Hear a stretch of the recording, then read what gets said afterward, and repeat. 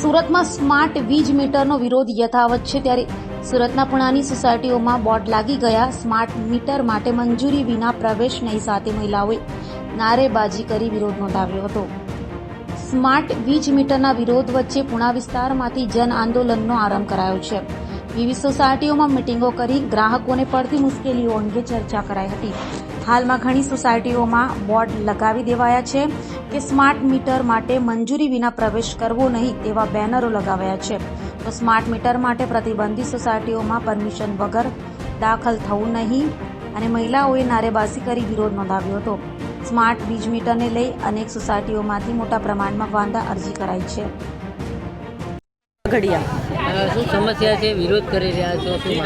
અમારે છે ને સ્માર્ટ મીટર છે જે જોતું નથી કા તો તમે એમ કહો કે પહેલે આ મીટર હતો તો આ મીટરમાં જેમ લાઇટ બિલ આવે એવી રીતે અમે લાઇટ બિલ ભરતા એવું નથી।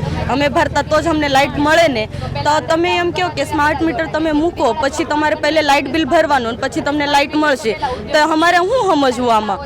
અમે તો ચોર તો નથી ભાઈ કે અમે લાઇટ બિલ નથી ભરવાના એમ। તમને ઉપરથી તો ખબર પડી જ જાય ને કે અમે લાઇટ બિલ ભરે છીએ કે નહીં। તો આ સ્માર્ટ મીટર શું કામ જોઈશે? આ બધા ગરીબ છે તો આ ગરીબ કેમ ભરશે લાઇટ બિલ? આ બધા ઘરે કામ કરે છે ને પછી તમને ધંધો હાલતો નથી ભાઈઓનો। આ બધું ઘરે ભાઈઓ કામ કરે પછી છોકરાઓને ભણાવે પછી આમાં બધા લાઇટ બિલ તમારા ભરે રાખશે તો આમાં ગરીબ માણસ ખાય શું, પીવે શું? આમાં છોકરાઓને ભણાવશે કેમ? તો અમારે આ જ કહેવાનો મતલબ છે કે તમે છે ને આ અમારે સ્માર્ટ મીટર જોતું જ નથી। અમારે જે રેગ્યુલર મીટર હાલે છે ને અમારે ખાલી ઈ જ જોઈશે।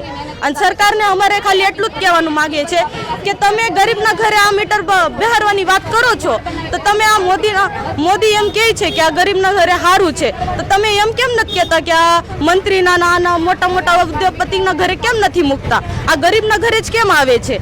અમારે કહેવાનો મતલબ આ છે કે તમે પહેલે અહીંયા જઈને મૂકો, અહીંયા બધું કેમ થાય છે એ જોવો પછી તમે અમારા ઘરે આવજો। પછી તો અમે કાંઈક કહો પછી અમને કહેજો કે અમે હું ગલત છીએ આમાં।